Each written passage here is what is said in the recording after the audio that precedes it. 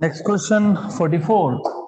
5 kg and 10 kg spheres are 1 meter apart, where the gravitational field intensity be 0 from 5 kg block. So simple है question. You have a block of 5 kg, you have a block of 10 kg. So this is, let us say, 5 kg block, and then you have a 10 kg block. ऐसा है. Both are 1 meter apart. So distance between center to center of these two blocks is 1 meter. Okay, इसको बोल देता हूँ block number A, इसको बोलता हूँ block number B. आपको पूछा है कि कौन से पॉइंट पे, है ना, gravitational field intensity will be 0. So first of all, distance between these two is 1 meter, and of course you should know, आपको एक चीज पता होनी चाहिए, जिस ब्लॉक से पूछा है, कौन से ब्लॉक से पूछा है, ए ब्लॉक से. तो मान लो कि ये जो पी पॉइंट है जहां पे इंटेंसिटी 0 है, ये एक्स है, इसका डिस्टेंस. तो ये डिस्टेंस कितना आएगा, 1 minus X. And if you remember, intensity 0 होना मतलब intensity at point P due to A and intensity at point P due to B block is equal in magnitude, opposite in direction. फिर अगर आपको याद होगा तो हमने लिखा था intensity is G, source mass M A upon distance का square X square, minus G, sorry, equal to G M B upon distance का square. G G cancel, M A is 5 by x square, this is 10 by 1 minus x whole square, 1 and 2 जा, right? Correct. तो अब square root ले लो. 1 by x is root 2, 1 minus x. तो 1 minus x equal to root 2x. तो इसको shift कर दोगे तो root 2x plus x equal to 1.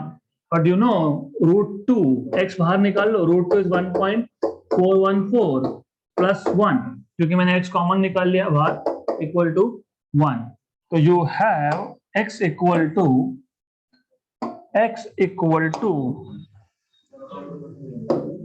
1 upon 2.414, roughly 1 upon 2.5 approximately, 1 upon 2.5 या फिर 0.25. क्यों? क्योंकि अगर 1 अपॉन 2.5 होता तो ये 10 by 25. What is 10 by 25? 2 by 5. मतलब ठीक है. How much is this? अरे इतना क्या सोचना है? What is 2.5? 5 by 2. 5 by 2 ना? तो ये 5 by 2. तो 2 by 5. 0.4. करेक्ट? हाँ. तो अब हमारे पास है 1 अपॉन 2.414. तो what will be the answer? 0.4. तो पहले कैसे आप 0.25 बोल रहे थे? तो it is 0.4. Done.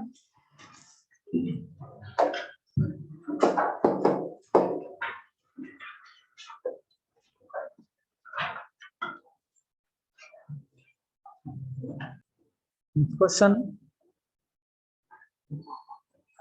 4 identical masses M each are kept at points A, B, C and D. तो A, B, C is missing. तो C is missing. Where is C? C है क्या C? हाँ, oh yes, C is there. तो A, B, C and D. ठीक है. Gravitational force on mass at point D, that is body center S. तो ऐसा है, you have a mass over here, you have a mass over here, and you have a mass over here. So they're asking you what is the gravitational force. Definitely not 0. 0 कब होगा, और वैसे भी option में दिया नहीं है. 0 कब होगा, जब हर एक वर्टेक्स पे, मतलब टोटल 8 वर्टेक्स पे सेम मास होता. तो अब ऐसा है, you should solve this using vectors of course. तो आपको पता होना चाहिए. चलो विदाउट वेक्टर्स भी करके देखते हैं. सबसे पहले total force at D will be force at D due to A, which is in this direction, right? Then force on D due to B, which is here, and then force on D due to C, which is over here, right? Good.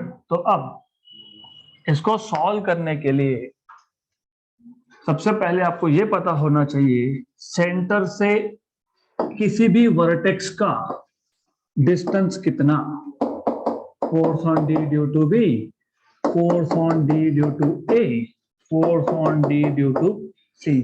तो what is the distance, what is the distance अगर side A है तो centre से square हो, square के लिए होता है वो, you need to know, cube का बेस इज अ स्क्वायर। तो आप पहले ये समझ लो कि आप जो बोल रहे हो ना a/√2, that is for one face, a और a कितना हो गया, ये a है तो ये डायगोनल, बेस डायगोनल कितना होगा, √2a, उसका हाफ इज a/√2। ये जो है ना ये डायगोनल ऑफ क्यूब है, पीछे के एंड से आगे के एंड तक, पीछे के टॉप एंड से आगे के बॉटम एंड तक। दिस इज नॉट, कैसे फाइंड करते हो, wait a minute, don't be in hurry, ये ए है कि नहीं, this side is A, isn't it, very good. हमें क्या फाइंड करना है, हमें इसका हाफ चाहिए, तो पहले एक काम करो ना, ये फाइंड कर लो। तो अभी अभी मैंने बताया ये ए, तो ये √2a, राइट, तो √2a square plus a square, क्योंकि अब देखो, look at this triangle, look here, this triangle, isn't it a right angle triangle? हाँ, तो √2a स्क्वायर और a स्क्वायर मतलब 2a square plus a square, 3a square, तो पूरा कितना, √3a का हाफ। तो डू यू अंडरस्टैंड, ये पूरा √3a है, ये पूरा √3a है, तो ये डिस्टेंस कितना आएगा, √3a/2। तो ऐसा सॉल्व करना है उसको, नहीं तो देखा क्यूब लिख दिया स्क्वायर का डायगोनल का half, this is cube, okay. इसका मतलब नंबर 1, डिस्टेंस तीनों का सेम होगा, a, b और c, क्योंकि सेंटर से तीनों वर्टेक्स, तीनों के इनफैक्ट सारे वर्टेक्स होते हैं सेम डिस्टेंस पे। गुड, तो this is what you need to know. ऊपर से मासेस भी सेम है कि नहीं, मासेस सेम है ना, तो टोटल फोर्स विल बी, अरे एक बात, wait look, force is proportional to product of masses upon square of distance. चारों आइडेंटिकल मास थे, मतलब force on D due to A and force on D due to B and force on D due to C will be equal. Why they will be equal?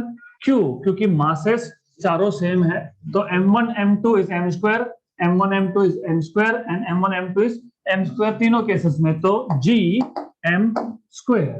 Distance भी तो same है ना, √3a/2 का square, correct, solve करो, ये जाएगा ऊपर 4 g(m²) upon 3a square, correct, right. अरे वेट, इतनी घाई क्यों है, ये तीनों फोर्स का मैग्नीट्यूड इक्वल है, हमको टोटल फोर्स निकालना है। हाँ, तो total force will be 3 times of this, तो total force will be, total force on D will be force on D due to A plus force on D due to B plus force on D due to C. But these are equal. This is nothing but 3 times of, अब मैं इसको नाम दे देता हूँ एक, I'll call this as F. So this is 3 times of F. F plus F plus F. 3 into 4.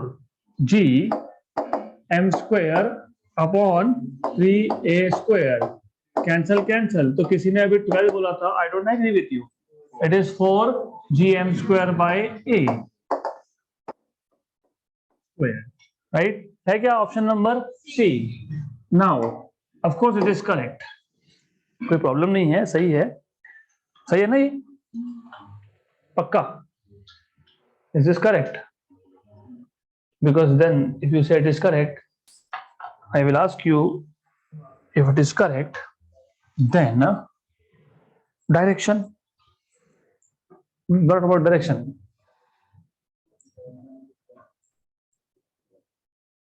Direction,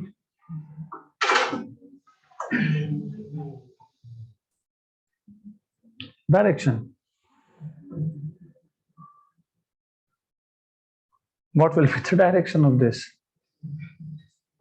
Okay, तो think about it. Answer is correct. You just have to think about directions.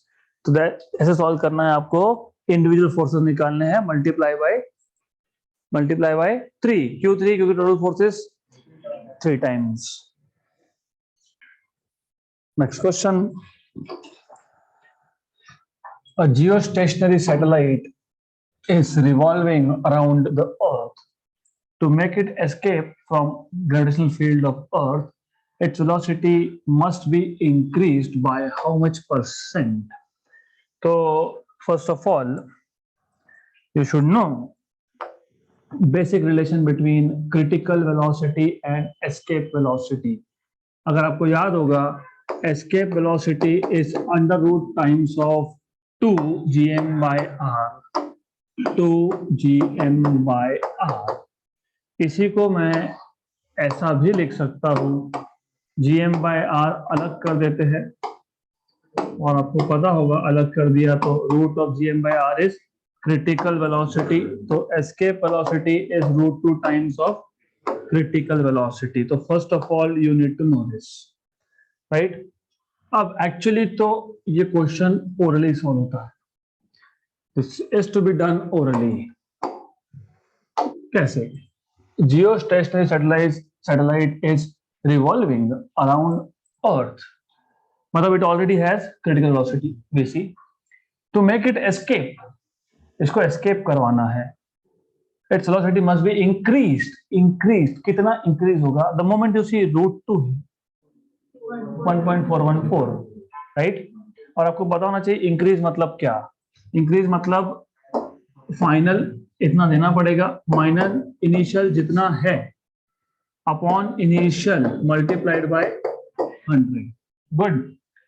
तो if you know that formula, और अगर आपके calculations बहुत अच्छे हैं तो मैं आपको बता देता हूं. पहले फुल फ्लेज फिर shortcut. VE is root 2 times of VC.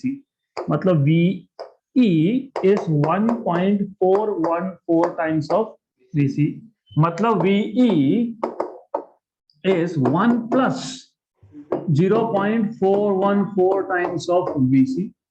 मतलब VE equal to VC plus 0.414 times of VC. मतलब VE minus VC equal to 0.414 times of VC. मतलब VE minus VC upon VC. Divide कर लिया ना, equal to कितना?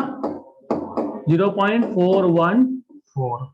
तो हमको क्या चाहिए? परसेंटेज, मतलब मल्टीप्लाई बाय 100. तो यही तो लिखा था मैंने, है 0.414 मल्टीप्लाइड बाय 100 कितना? 41.4. Option number D. तो question wait a minute, don't be in hurry to write down. समझना is more important. Always remember this. तो the moment you read this kind of question, already satellite orbit में है. कौन सा orbit में है? Circular orbit में. Velocity कितना होगा? क्रिटिकल. उसको एस्केप करना है. एस्केप और क्रिटिकल का रिलेशन कितना है? √2vc, right. √2 कितना? 1.414, बराबर. और आपको पता होना चाहिए परसेंटेज इंक्रीज या percentage change in general, decrease हो, इंक्रीज हो, चेंज हो. Final minus initial upon initial into 100. मतलब आपको पूछ क्या रहा है? फाइनल क्या होगा? एस्केप, क्योंकि एस्केप करवाना है. इनिशियल क्या है? क्रिटिकल. क्यों? क्योंकि ऑलरेडी वो सर्कुलर ऑर्बिट में है. तो मतलब VE minus VC by VC into 100 करना था, right. The moment you read this and the moment you know this, VE is √2 times of VC, मतलब VE is 1.414 VC, correct. This step is very important. VC plus 0.414 VC. Read the question. To make it escape, the velocity must be increased by. मतलब इतना तो already है कि नहीं? इतना already है. अब आप जब बोलते हो मुझे इतने % का प्रॉफिट हुआ, तो कंपेयर किससे करते हो? जितना तुम्हारे पास है उससे कंपेयर करोगे ना, राइट. मुझे इस साल 20% का ग्रोथ चाहिए, किससे, कौन सा 20%, अभी जो है उससे, तो velocity must be increased by, जितना अभी है उसके कंपैरिजन में। जैसे ही आप दिखा वीई इज वीसी ऑलरेडी है, उसमें कुछ ऐड करना है ना। तो the moment you see this is increase but this is fractional increase, आपको कौन सा इंक्रीज बोला है? खत्म, पूरा करने की जरूरत ही नहीं थी वहां पे, क्वेश्चन पढ़ा और क्वेश्चन का आंसर आया, राइट। अगर ऐसा बोला होता, इमेजिन, इमेजिन, मैं सिर्फ बता रहा हूं, ऐसा है नहीं, ऐसा होता, अगर ऐसा होता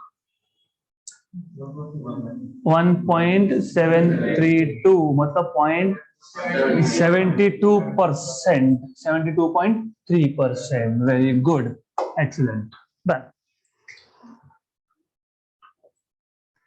next question, a planet has a mass 1/10 of Earth. Planet has mass 1/10 of Earth. While radius is 1/3 of Earth. Radius is 1/3 of Earth.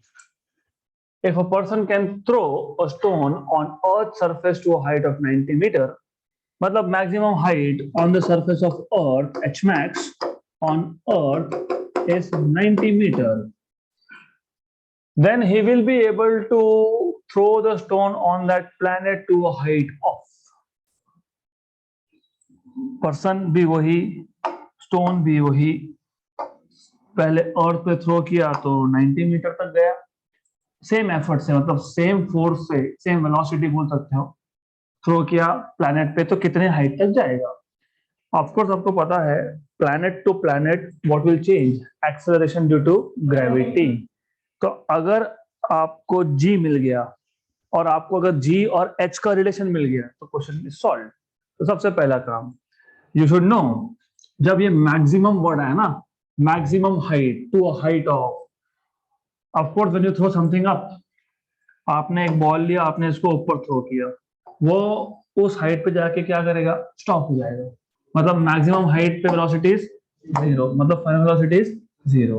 तो you know v square equal to u square plus 2as, ऐसा क्यों किया, at maximum height, at h max b equal to 0, so 0 equal to u square minus 2gh, of course h max minus q because the ball is going against gravity, so you will get 2gh max equal to u square, मतलब you will get h max equal to u square by 2g, therefore h max is proportional to 1 upon g। क्यों, क्योंकि ऐसा बोला है कि आप planet पे अलग वेलोसिटी से थ्रो किया और पे अलग से नहीं, तो इनिशियल वेलोसिटी क्या है, सेम, तो u क्या है, कांस्टेंट, 2 क्या है, constant. But if you remember g itself is proportional to m by r square, gm by r square, मतलब g is proportional to g by r square। तो from equation number 1 and 2, h max was proportional to 1 by g, but g was proportional to m by r square, ये तो constant है, this is constant m by r square।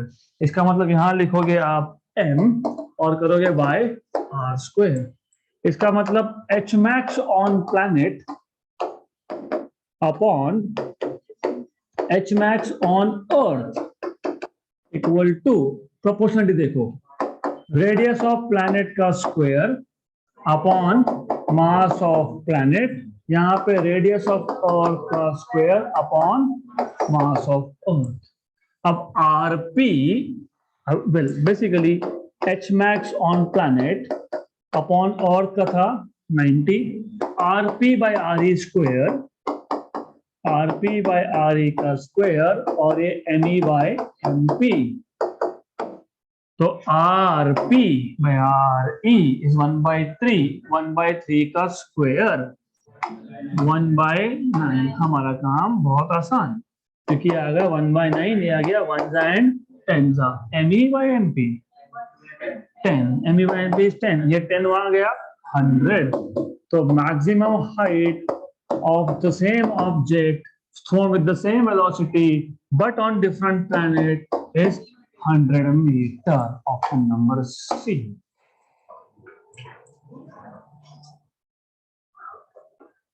Next question,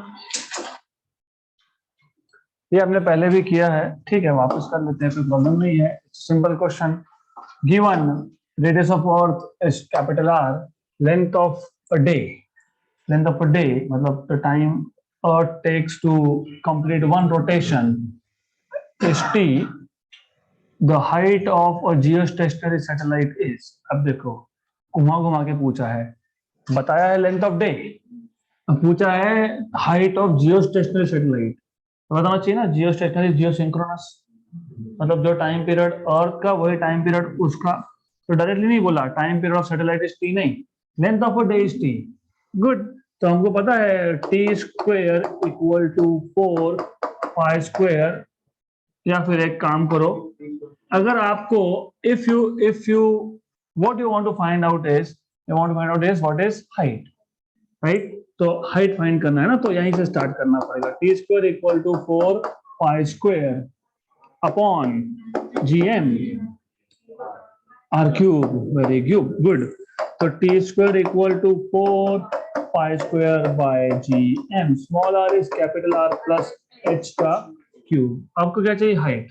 बाकी सबको shift कर दें यहाँ पे. तो you will get GM T square upon 4 pi square, right, equal to r plus h का cube. Taking the cube root on both sides. If you take cube root on both sides, तो ये आ जाएगा raised to 1/3. आपको चाहिए था h, तो h चाहिए तो सिर्फ r को जो है वो शिफ्ट कर दो. r को शिफ्ट कर दिया, मिल गया h. हो गया प्लस आर का क्या हो गया माइनस आर. तो मिल गया आपको h equal to GM T square upon 4 pi square raise to 1/3 minus R. Option number C. Done.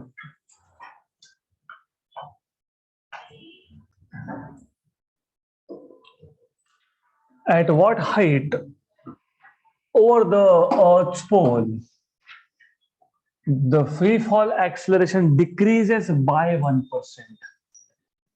At what height over Earth's pole, मतलब g की वैल्यू 9.8 लेना है, ऐसा वो बोल रहा है आपको, right. The free fall acceleration मतलब acceleration due to gravity decreases by 1%.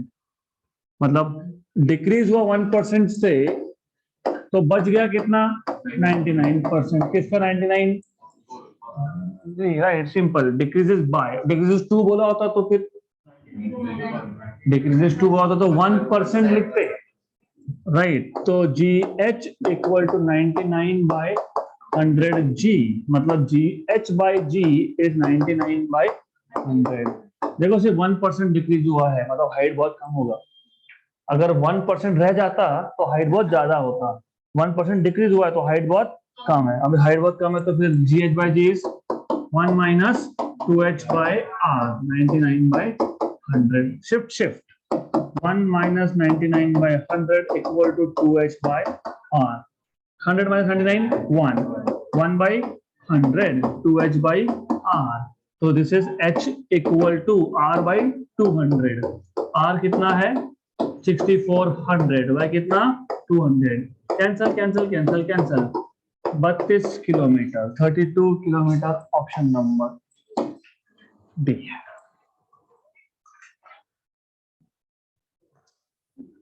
Next question,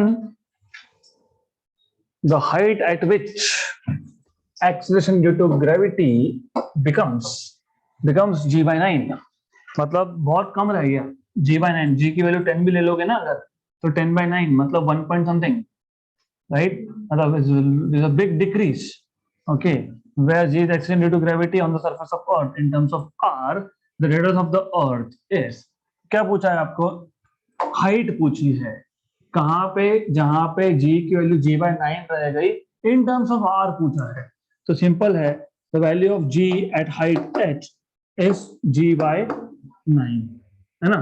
तो g h by g is 1 by 9, simple, क्योंकि हाइट ज्यादा है, हाइट ज्यादा जब भी तो बाय 9 हो गया, राइट। तो इसका मतलब r upon r plus h का स्क्वायर, क्योंकि G H by G is r upon r plus h का square equal to 1 by 9, taking square root. तो r upon r plus h equal to 1 by 3, तो 3r equal to r plus h, मतलब h कितना 2r, हो गया question solve, option number.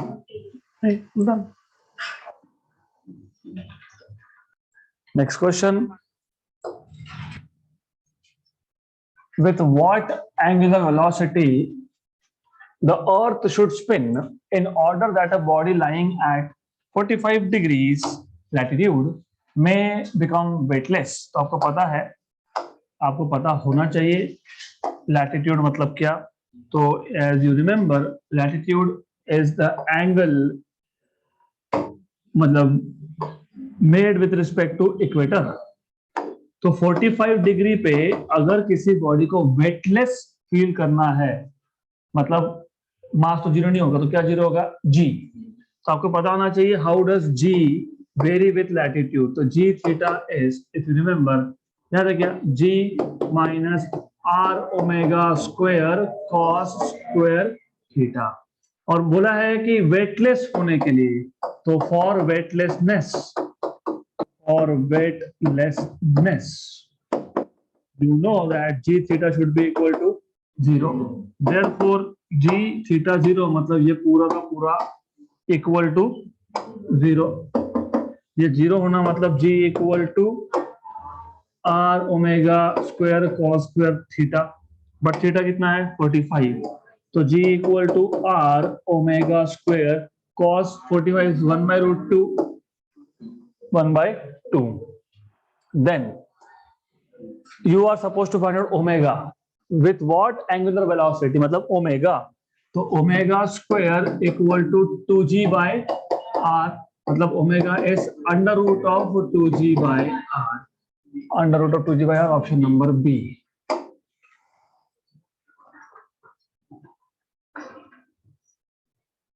Next question, calculations, I will not do it, you will have to do it। मैं इसे बताता हूँ solve कैसे करना है। The value of g on the surface of earth is 9.8 meter per second square and the radius of earth is 6400 kilometer। The average density of earth is, तो सबसे पहले g की वैल्यू दी है, r की दी है और डेंसिटी पूछा है, तो you should know कि g की value gm by r square, और आपको एक क्वेश्चन था जिसमें हमने g लिखा था इन टर्म्स ऑफ डेंसिटी, तो वही करना है वापस से, g equal to g by R square, this is volume into density, तो g equal to g by R square, volume is 4 by 3 pi R cube and rho, cancel and cancel. आपको क्या पूछा है, एवरेज डेंसिटी, तो density का formula बना लो, density का फॉर्मूला आएगा 3g अपॉन, ये 3 इधर गया, 4 capital G pi and R, okay, तो हो गया, दैट इज गुड। ये कैलकुलेशंस ठीक है, I will help you little bit. 3 into 9.8, okay, 4 into G is 6.67 into 10 power minus 11। अब 1 अपॉन पाई आपको पता है 0.318 होता है, 1 अपॉन पाई 0.3, आर इज 6400 किलोमीटर, मतलब मीटर में कन्वर्ट करके 10 पावर 5, राइट। अब कैलकुलेशंस तो ठीक है, I will tell you little bit, but you should learn how to do calculations now.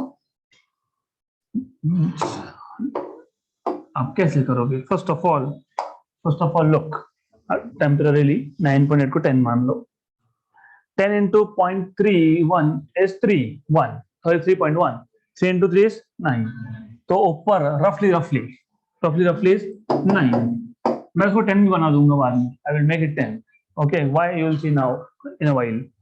Then ये देखो अब क्या है नीचे 64, मतलब 4 क्यूब ये क्या है 4, मतलब 4:4 है ना। तो ये जो 4:4 है ना, इसको 1/4 4। अब 6.67, ओके, इसको फिलहाल रखते हैं, इसका बाद में देखेंगे, इसका इलाज बाद में करेंगे। 10 पावर माइनस 11 एंड 5 माइनस 6 हाँ। अब रफली रफली हमने इसको रफली 9 माना, रफली माना 9, ओके, तो इसको 9.9 भी मान सकते हो, रफली 9 रफली माना तो 9.9 मान लो, 2 एंड 3 राइट। अब 3/2 इज 1/4 इज 0.25 रेस टू 4 ना। हाँ, तो रेस टू 4 को लिख सकते हो कि स्क्वायर और स्क्वायर, राइट। अब ऐसा क्यों किया समझेगा। 10 पावर माइनस 6 और 10 power plus 6। Now look what happens is 1.5। अब ये जो 0.25 है, इसको आप 25 into 10 पावर माइनस 2 लिख सकते थे, गुड। और उसका square 625 into 10 power minus 4 into 625 into 10 power minus 4 और 10 पावर प्लस 6। अब यू सी करना तो अप्रोक्सीमेटली पड़ेगा हमको। तो अब क्या करेंगे, 625 into 625 नहीं पता होगा तो कोई बात नहीं, रफली रफली रफ तो कर ही सकते हो। What will you do? 625 में 25 का फैक्टर आता है ना। हाँ तो बताओ 25 नहीं, तो अब ठीक है, आपने पूरा कर लिया, good. But I am asking you 625 मतलब 25 इंटू कितना, 25 इंटू 20, वेरी गुड गुड। तो अब ठीक है, व्हाट इज दिस 390,625, कुछ ज्यादा ही बड़ा हो गया। Anyways what I will do is, rough rough कर रहे हो तो मैं इसलिए पूछ रहा था आपको क्योंकि आपको पता है अगर ये 600 होता, जो नहीं है होता, तो 600 होता तो 600 का स्क्वायर 36,000, और अगर ये 650 होता, जो नहीं है 650 में 65 तो अलग कर ही सकते हो ना, इसका स्क्वायर तो पता ही है आपको, बट 6 7 42 4225 बराबर, मतलब 600 का स्क्वायर 36,000 और 650 का स्क्वायर 42,250 और हमारा बीच में है समथिंग, है ना, तो कितना 40,000 मान लो, करेक्ट, अप्रोक्सीमेट -8 और +6 बराबर 4, और ये 10 के 4 पावर और ये 10 के -2 power, this is 6, this is very close, very very close. हाँ यस, तो पर गलती क्या हुई पता है आपको, स्क्वायर, हाँ 600 का स्क्वायर 600 का स्क्वायर बराबर, यस करेक्ट। ये मैंने सही लिखा है क्या, are you sure, are you sure. ये कितना आएगा 36,000 आएगा कि 3,60,000, वेरी गुड। तो हमारा आंसर क्या आएगा, पावर 5, वेरी गुड। तो ये क्या आएगा 3। तो look what is the correct answer, 5.29, we made it very close. Okay, so that's it for today. We'll continue with more in the next session.